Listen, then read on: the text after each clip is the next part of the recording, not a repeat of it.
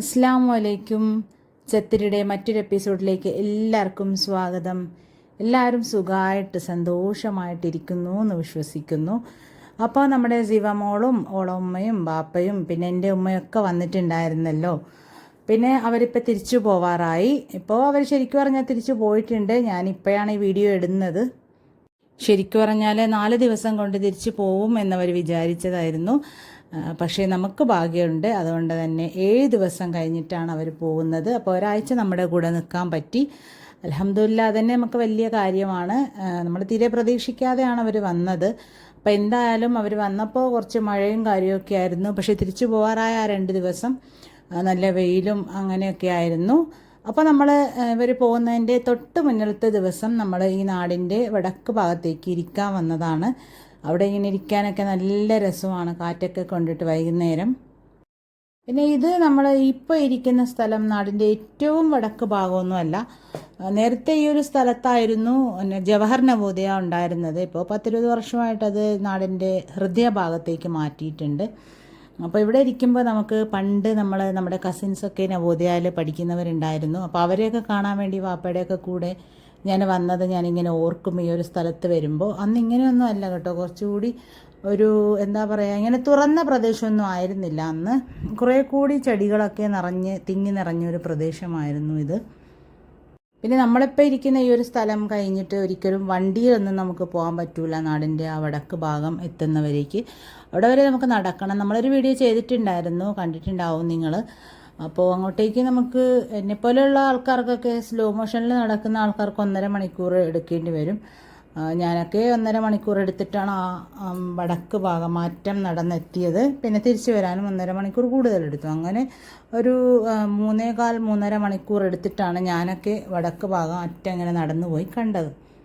വൈകുന്നേരമൊക്കെ ആകുമ്പോൾ നമ്മൾ സാധാരണ കടപ്പുറത്തൊക്കെ വന്നിരിക്കലാണ് പതിവ്. പിന്നെ ഇന്ന് ഞാൻ ഇവരെയും കൂട്ടിക്കൊണ്ട് ഈ ഒരു ഭാഗത്തേക്കൊന്നു. സാധാരണ നമ്മൾ ലീവൊക്കെ കിട്ടുന്ന ദിവസങ്ങളിൽ വീക്കെൻഡൊക്കെ ആകുമ്പോൾ നമ്മൾ കൂടുതലും കോടി ബീച്ചിലേക്കാണ് ഇരിക്കാൻ വരുന്നത്. പിന്നെ കോടി ബീച്ച് കഴിഞ്ഞിട്ട് കുറച്ചുകൂടി നടക്കുമ്പോഴാണ് ഈ ഒരു സ്ഥലം എത്തുക. ഇവിടുത്തെ ബീച്ചുകളൊക്കെ നല്ലതാണ് കേട്ടോ. ലക്ഷദ്വീപിൻ്റെ അതൊരു പ്രത്യേകതയാണ്. ഇവിടുത്തെ ബീച്ചുകളൊക്കെ നല്ല ഭംഗിയുള്ള ബീച്ചാണ്. നമുക്കിരിക്കാനും അതേപോലെ തന്നെ നല്ല കാറ്റൊക്കെ കിട്ടും. നല്ല ഒരു മനസ്സുഖമൊക്കെ കിട്ടുന്ന ഒരു ഒരു അനുഭവമായിരിക്കും ഇവിടെ ഇരുന്നിരിക്കുമ്പോൾ. അങ്ങനെ നമ്മൾ കുറേ സമയം അവിടെ ഇരുന്ന് ഫോട്ടോസൊക്കെ എടുത്തു. പിന്നെ ഷാഹിദിനും ഭാര്യയ്ക്കും ഈ ഒരു സ്ഥലം പണ്ട് കണ്ടിട്ട് അവരിപ്പോഴാണ് കേട്ടോ കാണുന്നത്. അപ്പോൾ അതുകൊണ്ട് തന്നെ അവർക്ക് നല്ല ഇഷ്ടപ്പെട്ടു ഈ ഭാഗമൊക്കെ.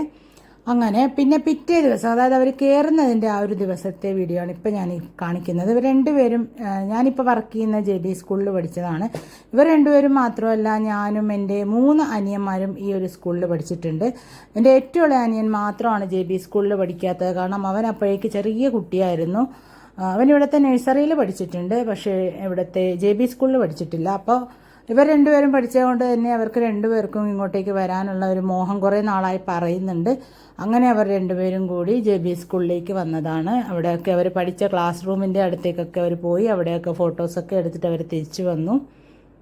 പിന്നെ അതിനുശേഷം നമ്മളെല്ലാവരും, ഞാനും എൻ്റെ അനിയന്മാരും എല്ലാവരും പഠിച്ച മദ്രസയാണ് മദ്രസത്തുൽ ഉലൂമിയ. ഞങ്ങളുടെ വാപ്പ ഇവിടെ വർക്ക് ചെയ്ത സമയത്ത് ഈ മദ്രസയിൽ ഒരുപാട് കാര്യങ്ങളിൽ മുൻപിൽ നിന്ന് പ്രവർത്തിച്ച ഒരു വ്യക്തിയാണ്. അതേപോലെ തന്നെ ഞങ്ങളുടെ വാപ്പയുടെ കൂടെ ഞങ്ങൾ ഒരുപാട് കാലം താമസിച്ചൊരു ക്വാർട്ടേഴ്സാണിത്. ഞങ്ങളിവിടെ ഒരുപാട് ക്വാർട്ടേഴ്സുകളിൽ താമസിച്ചിട്ടുണ്ട് എങ്കിലും പക്ഷേ നമ്മൾ കുറേ കാലം കൂടുതൽ താമസിച്ചിട്ടുണ്ടായിരുന്നത് ഈ ഒരു ക്വാർട്ടേഴ്സിലാണ്. അപ്പോൾ ഷാഹിദിന് ഭയങ്കര ആഗ്രഹമായിരുന്നു അവൻ്റെ മോളെയും കൊണ്ട് ആ ഒരു ക്വാർട്ടേഴ്സിലേക്ക് പോകണം എന്നുള്ളത്. ഇപ്പോൾ വേറെ ആൾക്കാരാണ് അവിടെ താമസിക്കുന്നത് എങ്കിലും അവിടെ പോയിട്ടും അവന് കുറച്ച് ഫോട്ടോസും കാര്യമൊക്കെ എടുത്തിട്ട് വന്നു. നമുക്കെപ്പോൾ ഇവിടെ കാണുമ്പോൾ നമ്മളെ വാപ്പയെ നമ്മളും ഒക്കെ ഇവിടെ ജീവിച്ചതും ഓർമ്മ വരും. എപ്പോഴും നമുക്ക് നമ്മളെ വാപ്പയെ ഓർമ്മ വരും. വാപ്പമാരില്ലാത്തൊരു കാലഘട്ടം എന്ന് പറയുമ്പോൾ ഇവിടെ മാതാപിതാക്കളില്ലാത്ത കാലഘട്ടം നമുക്ക് ഭയങ്കര വിഷമം തരുന്നൊരു കാലഘട്ടമാണ്. അപ്പോൾ അതില്ലാതാവുമ്പോഴാണ് നമുക്കതിൻ്റെ വേദന കൂടുതൽ അറിയാൻ പറ്റുകയുള്ളൂ. അപ്പോൾ എപ്പോഴും നമുക്ക് ഓർമ്മ വരും. എന്നാലും നമ്മൾ വാപ്പയുടെ കൂടെ ഒരുപാട് നല്ല നല്ല ഓർമ്മകളൊക്കെ ഉള്ള ഒരു ക്വാർട്ടേഴ്സാണിത്. അപ്പോൾ അതൊക്കെ നമുക്ക് കാണാനും, ഞാനും എപ്പോഴും ഇവിടെ തന്നെ ഉള്ളത് കൊണ്ട് തന്നെ എനിക്കത് കാണാൻ പറ്റാറുണ്ട്. പിന്നെ അതുപോലെ തന്നെ ബീബു ഇവിടെ താമസിച്ച സമയത്ത് അവൾ ഉണ്ടായിരുന്ന ക്വാർട്ടേഴ്സിനൊക്കെ അവളെ കുഞ്ഞിനെ കൊണ്ടുപോയി കാണിച്ചൊക്കെ കൊടുക്കുന്നുണ്ടായിരുന്നു. അപ്പോൾ അതൊക്കെ ഒരു നല്ല ഒരു എക്സ്പീരിയൻസാണ് എനിക്ക് തോന്നി. അപ്പോൾ എല്ലാവരും ഇങ്ങനെയല്ലേ, നമുക്ക് നമ്മളെ മക്കളെ ഇതൊക്കെ കാണിച്ചു കൊടുക്കണമെന്നൊക്കെ ഉണ്ട്. പിന്നെ ഞങ്ങൾക്ക് ഉമ്മ എപ്പോഴും സ്പെഷ്യലായിട്ട് ഉണ്ടാക്കി തരുന്ന ഒരു ചിക്കൻ കറിയും മഞ്ഞ കളറിലുള്ള ചോറും ഉണ്ട്. അതിൻ്റെ റെസിപ്പി ഉമ്മ ഇന്ന് കാണിക്കുന്നുണ്ട്. ഞങ്ങൾക്ക് ഭയങ്കര ഇഷ്ടമുള്ള ഒരു ചിക്കൻ കറിയും ചോറുമാണിത്. എന്തായാലും നമുക്ക് അതിൻ്റെ റെസിപ്പി കാണാം. മസാല എന്നിട്ടരച്ചത് ഇലച്ചരി കറാമ്പൂ കറുവാപ്പട്ട പിന്നെ ഉലുവ നല്ല സീരകം വലിയ സീരകം എല്ലാം അങ്ങോട്ട് അരച്ചത്. അരച്ചത് എത്ര തേങ്ങ? ഒരു തേങ്ങ. പിന്നെ മുളക് പൊടി, പിന്നെ ഇറച്ചി മസാല ഒരു സ്പൂണിലത്, മുളക് പൊടി ഒരു സ്പൂൺ, പിന്നെ മഞ്ഞൾപ്പൊടി. മഞ്ഞൾപ്പൊടി. 1.5 കിലോ ചിക്കൻ്റെ അളവാണ് ഉമ്മ പറഞ്ഞത്. ഒരു തേങ്ങ എടുക്കുക, അതിലേക്ക് മഞ്ഞൾപ്പൊടി, ആവശ്യത്തിന് മുളക് പൊടി, അതേപോലെ തന്നെ ചിക്കൻ മസാല അല്ലെങ്കിൽ മീറ്റ് മസാല, ഇതിലേതെങ്കിലും ഒരു മസാല ഇടുക. എല്ലാം കൂടിയിട്ടൊന്ന് അരച്ചെടുക്കുക. അതിലേക്ക് കുറച്ച് ഗ്രാമ്പ്, കറുവാപ്പട്ട, ഉമ്മ പറഞ്ഞതൊക്കെ കേട്ടിട്ടുണ്ടാവും എന്ന് വിചാരിക്കുന്നു. അതൊക്കെ ഇട്ടിട്ടൊന്ന് അരച്ചിട്ട് ആദ്യം തന്നെ ഒരു അരപ്പ് നമ്മൾ റെഡിയാക്കി വെക്കുക. അതിനുശേഷം സവാള, പച്ചമുളക്, ഇഞ്ചിയൊക്കെ വഴറ്റി കൊടുക്കുക. സാധാരണ വഴറ്റുന്ന പോലെ തന്നെ ചിക്കനൊക്കെ ഇട്ട് കൊടുക്കുക. എന്നിട്ട് ചിക്കനിൽ നിന്ന് കുറച്ച് എന്താ പറയുക, കുറച്ചൊന്ന് വഴന്ന് വരുന്നവരെ നമ്മളൊന്ന് വെയിറ്റ് ചെയ്യണം. അപ്പോൾ ഏകദേശം ഈ ഒരു പരുവമാകുമ്പോൾ ഇതിലേക്ക് നമ്മൾ നേരത്തെ അരച്ച് മാറ്റി വെച്ചിട്ടുള്ള ആ ഒരു പേസ്റ്റ് ഉണ്ടല്ലോ, അത് കുറച്ച് വെള്ളത്തോടു കൂടിയാണ് നമ്മളിതിലേക്ക് ഒഴിക്കേണ്ടത്. പിന്നെ ആവശ്യത്തിന് വേണമെങ്കിൽ നമുക്ക് കുറച്ച് വെള്ളം കൂടി ഒഴിച്ച് കൊടുക്കുക. ഇത് കുറച്ച് ലൂസായിട്ടുള്ള കറിയാണ് കേട്ടോ. അപ്പോൾ അതനുസരിച്ചിട്ടുള്ള വെള്ളം ഇതിലേക്ക് ഒഴിച്ച് കൊടുക്കുക. അപ്പോൾ അരയ്ക്കുന്ന സമയത്തും നമ്മൾ കുറച്ച് ചിക്കൻ മസാല ഇതിലേക്ക് ഇട്ടിട്ടുണ്ടായിരുന്നു, 1.5 ടേബിൾ സ്പൂണോളം. അതിനുശേഷം നമ്മൾ ഈ അരപ്പൊക്കെ ഒന്ന് ഒഴിച്ച് കൊടുത്തതിന് ശേഷവും നമ്മൾ 2 ടേബിൾ സ്പൂണോളം ചിക്കൻ മസാല ഇതിലേക്ക് ഇട്ട് കൊടുത്തിട്ടുണ്ട്. എന്നിട്ട് ഇത് ഒരു മീഡിയം ടു ലോ ഫ്ലെയിമിൽ വെച്ചിട്ട് വേണം ഇത് തിളപ്പിച്ചെടുക്കാൻ. അപ്പോൾ അതിനുശേഷം നമുക്ക് ഈ ഒരു ചിക്കൻ കറി അടുപ്പിലായ ആ ഒരു സമയം തന്നെ നമ്മൾ അടുത്ത അടുപ്പിൽ നമ്മൾ ഇതിൻ്റെ കൂടെ കഴിക്കാനുള്ള മഞ്ഞ കളറിലുള്ള ചോറ് വെക്കുന്നുണ്ടായിരുന്നു. ഇത് നമ്മൾ നമ്മുടെ സാധാരണ റേഷൻ കടയിൽ നിന്ന് കിട്ടുന്ന അരി വെച്ചിട്ടാണ് കേട്ടോ ചെയ്യുന്നത്, റേഷൻ അരി വെച്ചിട്ടാണ്. അപ്പോൾ അങ്ങനെ അരി നന്നായി കഴുകിയതിന് ശേഷം നമ്മളിപ്പോൾ ഒരു കപ്പ് അരിയാണ് എടുക്കുന്നതെങ്കിൽ 1.5 കപ്പോളം വെള്ളം ഒഴിച്ച് കൊടുക്കുക. അതിൻ്റെ കൂടെ തന്നെ കുറച്ച് തേങ്ങാപ്പാലും ഒഴിച്ച് കൊടുക്കുക. തേങ്ങാപ്പാലൊക്കെ ഓരോരോ ഇഷ്ടത്തിനനുസരിച്ച് നമ്മൾ കുറച്ച് കൂടുതൽ ഒഴിക്കും. അതനുസരിച്ചിട്ട് വെള്ളം വെക്കാൻ ശ്രമിക്കുക. അതിലേക്ക് ഒരു സവാള അല്ലെങ്കിൽ ചെറിയ ഉള്ളി ആകുമ്പോൾ 2-3 എണ്ണം വേണം. സവാള ആകുമ്പോൾ ഒരു പകുതി സവാള കൂടി ഇട്ട് കൊടുക്കുക. ചെറിയ ജീരകം ഉണ്ടല്ലോ, അത് കൂടി ഇടുക, ഉപ്പിടുക. എന്നിട്ട് ഇങ്ങനെ വറ്റിച്ചെടുക്കുക. നമ്മളെല്ലാവരും കൂടി വീട്ടിലുള്ള സമയത്ത് ഉമ്മ എപ്പോഴും ഉണ്ടാക്കി തരുന്ന ഒരു ചോറും കൂട്ടാനുമാണിത്. ഇതിൻ്റെ കൂടെ ബീഫ് കറിയും നല്ല ടേസ്റ്റാണ്. ഇതുണ്ടാക്കി കഴിയുമ്പോൾ ഉണ്ടല്ലോ, ഉമ്മ ഞങ്ങളെല്ലാവർക്കും കൂടി ഒന്നിച്ചാണ് അന്ന് ചോറ് വിളമ്പി തരിക. നമ്മളെല്ലാവരും കൂടി ഇരുന്നിട്ടാണ് കഴിക്കുക കേട്ടോ. അപ്പോൾ പിന്നെ വേറൊരു കാര്യം, നമ്മളെ വീട്ടിൽ നമ്മളെല്ലാവരും ഉള്ള സമയത്ത് ഒരിക്കലും നമ്മൾ വേറെ വേറെ ഭക്ഷണം കഴിക്കാറില്ല. ഞങ്ങളുടെ വാപ്പ ഉള്ള കാലത്ത് തന്നെ ഞങ്ങളെ പഠിപ്പിച്ചൊരു കാര്യമാണ്, എല്ലാവരും കൂടി ഇരുന്നിട്ടാണ് നമ്മളെ വീട്ടിൽ എപ്പോഴും നമ്മൾ ഫുഡ് കഴിക്കാറുള്ളത്. അപ്പോൾ ഇപ്പോഴും നമുക്ക് ഇപ്പോൾ നമ്മുടെ നാട്ടിൽ പോലെ എല്ലാവരും ഉള്ള സമയമാണെങ്കിൽ എല്ലാവരും ഒന്നിച്ചേ കഴിക്കുകയുള്ളൂ. ഒറ്റയ്ക്കൊന്നും നമ്മൾ കഴിക്കാറില്ല.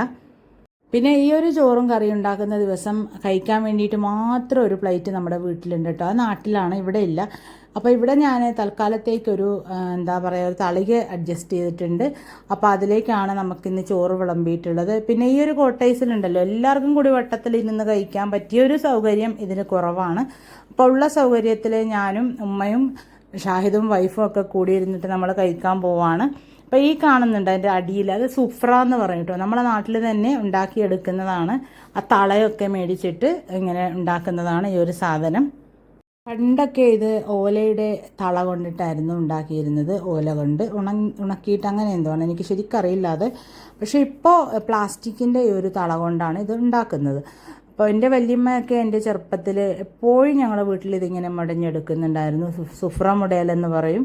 അങ്ങനെ നമ്മുടെ നാട്ടിലേക്ക് മൗലൂദ് അല്ലെങ്കിൽ എന്തെങ്കിലും വിശേഷ അവസരങ്ങളൊക്കെ ഉണ്ടാകുമ്പോൾ ഇങ്ങനത്തെ വലിയ സുഫ്ര മുടഞ്ഞിട്ട് അതിൽ ആണ് ചോറ് വിളമ്പുക. അതിലേക്കാണ് നമ്മൾ ഈ വിളമ്പിയിരിക്കുന്ന പാത്രമൊക്കെ വെക്കുക. അങ്ങനെ നമ്മളെല്ലാവരും വട്ടത്തിലിരുന്ന് കഴിക്കുന്ന ഒരു സംസ്കാരം ഞങ്ങൾക്ക് ഉണ്ടായിരുന്നു. ഇപ്പം എത്ര വീട്ടിൽ അതുണ്ട് എന്ന് എനിക്കറിയില്ല, പക്ഷേ നമ്മളെ വീട്ടിൽ ഇപ്പോഴും ഇതുണ്ട് കേട്ടോ. ഇങ്ങനെയാണ് നമ്മളെപ്പോഴും കഴിക്കുന്നത് ഇങ്ങനത്തെ സ്പെഷ്യലൊക്കെ ഉണ്ടാക്കുമ്പോൾ. പിന്നെ ഇവരിന്ന് കയറുന്നതാണല്ലോ, അപ്പോൾ ഇവർ കയറാനുള്ള ഷിപ്പ് വന്നിട്ടുണ്ടായിരുന്നു. ആൾക്കാരൊക്കെ രാവിലെ തന്നെ ഇറങ്ങി. പിന്നെ ഇവിടെ നിന്ന് എപ്പോഴും ഉണ്ടല്ലോ 2:30-3 മണിയൊക്കെ ആകുമ്പോഴാണ് തിരിച്ച് ആൾക്കാരെ കയറ്റിക്കൊണ്ട് ഷിപ്പ് പോകുന്നത്. അപ്പോൾ ഇന്ന് കുറച്ച് മുന്നേ തന്നെ ആൾക്കാർ പറയുന്നുണ്ടായിരുന്നു ഭയങ്കര കടലാണ്, ചിലപ്പോൾ ഇന്ന് ഷിപ്പ് തിരിച്ചു പോകാൻ ചാൻസ് കുറവാണ് എന്നൊക്കെ പറഞ്ഞു. അപ്പോൾ അതിന് വേണ്ടിയിട്ട് ഞാനും എൻ്റെ ഹസ്ബൻഡും കൂടി ഷിപ്പ് ഇവിടെ അടുപ്പിച്ചിട്ടുണ്ടോ എന്ന് നോക്കാൻ വേണ്ടിയിട്ട് ഈസ്റ്റേൺ ജെട്ടിക്ക് വന്നതാണ്. അപ്പോഴാണ് ഇത്രയും വലിയ കടലൊക്കെ കാണുന്നത്. ഭയങ്കര തിരമാലയായിരുന്നു. അപ്പോൾ പിന്നെ എന്തായാലും ഇനി ഇവിടെ ഷിപ്പിൽ നിന്ന് അടുപ്പിക്കുകയില്ല, ഇവർക്ക് ഇന്ന് കയറാൻ പറ്റൂല എന്ന് നമ്മളിങ്ങനെ ഉറപ്പിച്ചു.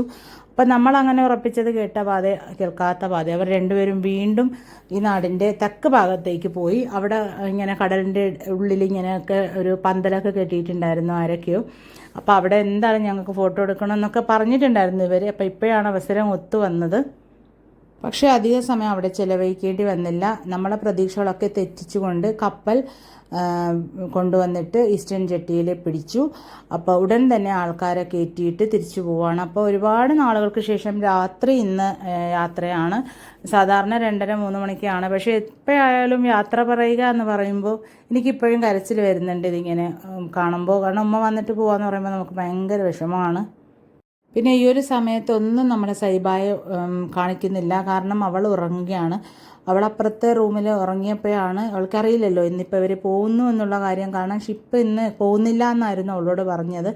അങ്ങനെ അവൾ കിടന്നുറങ്ങിപ്പോയി. അപ്പോൾ അവളെ പിന്നെ ഞാൻ പറഞ്ഞു വിളിച്ച് എണീപ്പിക്കേണ്ട, കാരണം എന്തായാലും ഒരു സീനാവും. ഇവർ പോകുന്ന എന്തായാലും അവൾക്ക് കാണാൻ പറ്റില്ല.